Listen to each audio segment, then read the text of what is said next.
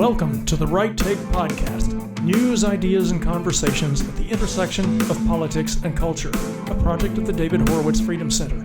I will be your host, Mark Tapson. Welcome back to the Right Take Podcast. I am your host, Mark Tapson. Thank you yet again for joining me here at the intersection of politics and culture. Before I forget, please take a moment to subscribe to the Right Take if you haven't already, so that you can keep up with the conversations we are having here with important thinkers, writers, pundits, scholars, and storytellers. And if you like what you hear, a positive review would be greatly appreciated. There is no guest today. Guests will be back resuming next week when I have film producer, pro-life activist, and author Jason Jones, and we will be talking about his book, The Great Campaign Against the Great Reset. But for today, I'm flying solo. So, let the ranting begin. You don't expect much but lunacy from the progressive website Salon.com, and this last week they did not disappoint with an absolutely hate-mongering smear piece by unhinged feminist Amanda Marcotte titled, Men Punching Random Women in New York City, a Desperate Last Gasp of the Male Rage Fueling MAGA. You heard that right. Marcotte blames a rash of random violence on the streets of one of the bluest cities in the Union on the so-called male rage that she claims drives the Make America Great Again movement. Let's break this down to not only get to the truth about this disturbing phenomenon, but also to expose the vicious ideological hatred that fuels Amanda Marcotte and her ilk at Salon and elsewhere in the mainstream media. First, Marcotte correctly notes that some men are sucker-punching random women on the streets of New York City. CNN reports that dozens of women have discussed being victims on social media, and they've formally interviewed 6 of them. At least a half dozen arrests have been made. Now, do I even need to say that this is unconscionable behavior in a civil society? The problem is that we are losing our civil society. We have a society now that is breaking down in all sorts of ways, but certainly in the respect that under Democrat rule, law and order are being intentionally dismantled to allow for a surge in unpunished criminal behavior, ranging from the decriminalization of looting and shoplifting to the release of felons back onto the streets, thanks to no bail policies and so-called restorative justice. More and more often, we are witnessing shocking instances of savage mob brutality, particularly among young people, which is often then recorded on cell phones by some in the mob to be uploaded to the internet for the vicarious thrills of violence voyeurs. Even in civil society, of course, there's always an undercurrent of criminal savagery, but I think we all feel today that things are different, that our culture is breaking down, that we are being overrun by chaos. And I think we all understand that this is being facilitated intentionally by the radicals in power to keep the populace in a sense of disequilibrium and uncertainty, living in fear and suspicion, and easier to control and manipulate. But back to the specific trend of the random violence against women in New York City. Amanda Marcotte points out in her Salon opinion piece that there's much that is unknown, including how often this is happening, how many people are involved, or whether it's at all coordinated. And yet somehow, based on absolutely no evidence at all, Marcotte is certain of who was responsible and why.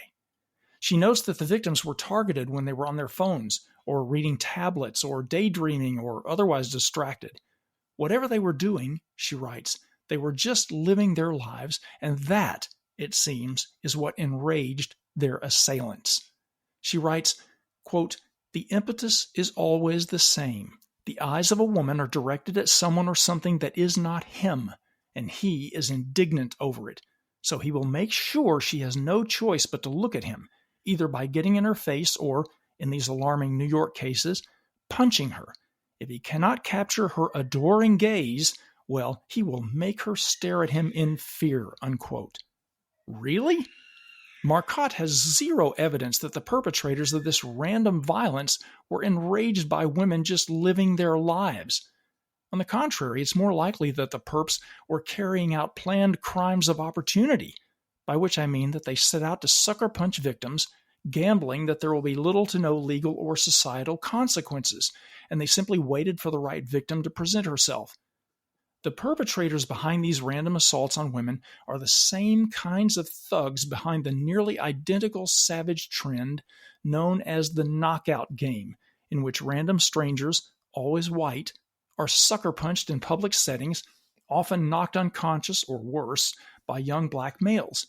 The victims were targeted because the left has infected the culture with a racial animus based on the lie that blacks suffer under a white supremacist systemic racism in America. The knockout game was a racial hate crime, but never treated as such because in the two-tier system of progressive justice, there is no such thing as black-on-white hate crime. The painfully obvious point that Marcotte ignores is that the New York sucker punchers selected their victims not because the men were infuriated at women for not paying attention to them, as she puts it, but because the women were distracted by cell phones or daydreaming or whatever. They were targeted, at least partially, because they lacked situational awareness, just like the victims of the knockout game.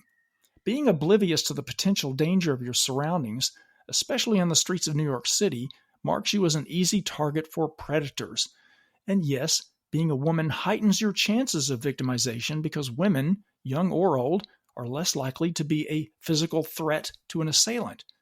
Criminals, like predators of all species, pick targets that are distracted and less physically imposing.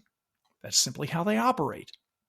Marcotte's claim that, quote, the nation is having a moment of increasingly unhinged male fury at women for daring to have lives that are centered around something other than catering to a man's every whim, unquote, is absolutely baseless. Where is her evidence that America is in the grip of a particularly vile tsunami of misogyny, or that American men expect female strangers to stop on the street, drop what they're doing, and cater to their every whim, as she puts it? There is none. Speaking for myself and every man I know, I've never been overtaken by violent rage when a woman passes me on the street talking on her phone instead of stopping to cater to my every whim. Yes, there are men who harass women with catcalls or other such stupid behavior, but they are a small minority of losers, not a sign that our country is misogynistic. On the contrary, the only unhinged fury evident here is clearly Marcotte's, and it is directed at men, specifically men who vote for Trump. She claims, again without a shred of evidence, that the former president and the patriotic movement inspired by his Make America Great Again slogan are behind, quote, an upswell of loud male entitlement shouting at us from every corner, unquote. The rise of MAGA is fueled by misogyny, Marcotte declares, without offering any support for this stupid lie. In fact, the rise of MAGA was and continues to be fueled by the devastation wreaked in America by progressivism, by an America-hating Democrat Party ruled by radicals hell-bent on deconstructing this country and fundamentally transforming it. Americans who love this country want to stop that destruction and make America great again. That's what drives support for Trump. Whatever you may think of him, and I have my own issues with certain aspects of Trump's character, there's no doubt that unlike his Democrat opposition, he loves this country and wants to reclaim our position as the preeminent world superpower. Claiming that the MAGA movement is fueled by misogyny is a demonstrably hateful lie. But remember, this is a woman who wrote a book with the unhinged, foul-mouthed title, Troll Nation, How the Right Became Trump-Worshipping Monsters Set on Rat-Fucking Liberals, America, and Truth Itself. Pardon my language. In her Salon article, Marcotte then aims her condescending barbs at the male fans of Jordan Peterson, of all people, whose call to young men to reject the online addictions of gaming and porn and to get their lives together has nothing to do with misogyny and everything to do with helping young men to find purpose and meaning in their lives. Marcotte doesn't want that for young men. She also tries to link the street violence to, quote, male bellyaching about the Barbie movie and Taylor Swift, unquote, and to the rise of trad wives, a movement that perpetually angry feminists like Marcotte deeply resent because progressive misery loves company, and feminists hate it when other women find joy and fulfillment in marriage and motherhood. She also predictably blames pro-life pundits, as she puts it, for, quote, tricking women into having babies before they're ready, unquote. In other words, before they have achieved high-powered career success, at which point they're now in their mid-40s, like the childless Amanda Marcotte, long past their childbearing prime. She claims, again without offering any evidence, that the sucker punching is, quote, a last gasp of men who, unable to justify their sexism in any way, must resort to brute force, unquote. Her entire piece stems from her feminism-fevered perception of Trump-supporting men as woman-hating losers. I would wager a decade's salary that Marcotte doesn't count even one American male patriot among her male acquaintances. I'd be willing to bet that the men in her circle consist solely of soft-on-crime, Black Lives Matter, and Antifa-supporting male feminists who have contempt for America and their own self-described toxic masculinity. If she did know any conservative men, or if she had any intellectual honesty, she would be forced to admit that the least likely American demographic in the country to commit cowardly random violence against women on the street is white conservative males. The most likely is the savage Democrat-supporting criminal underclass that has been empowered by a pro-crime Democrat administration. This is the same administration, not uncoincidentally, which has thrown women under the bus by prioritizing trans men over the rights and safety of girls and women, which has empowered sex traffickers by throwing open our southern border, and which has imported a whole new level of sexual predators and pedophiles through unchecked illegal immigration. Marcotte concludes her misandrist screed by proudly declaring that women, quote, aren't just suffering in silence, but are telling their stories without shame or self-blame, unquote, as if complaining about their victimization in TikTok videos constitutes some kind of feminist victory. So instead of getting to the real heart of this issue by denouncing Democrat pro-crime policies like defunding the police, she makes the ugly accusation that conservative men are the problem.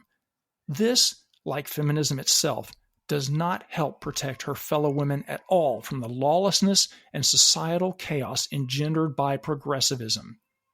Again, the kind of random terroristic violence against women, or against anyone, that is going on in New York is unconscionable in a free civil society, but it is the left-wing powers that be that are intentionally facilitating the collapse of law and order and encouraging this ugly anarchic behavior. And yet it is the man-hating left-wing ideologues at Salon who want to exploit that civilizational collapse to demonize the very conservative men who would be the first to protect women in society from the lawless.